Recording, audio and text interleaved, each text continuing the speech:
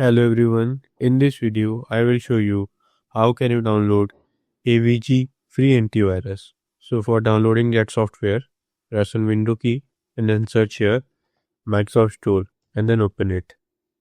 So now here on the Microsoft Store, on the search bar, search here for AVG Free Antivirus. So here you can see AVG Antivirus Free is showing. Now click on it. So by clicking on install, you can download AVG Antivirus free on your computer. So just wait for it till the downloading ends, and then I will show you how can you use this antivirus to protect your computer from malware and viruses.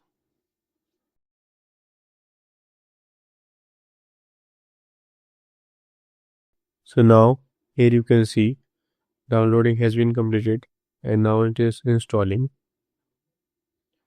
So just wait till the installing ends. If any pop-up shows on your screen, click on yes.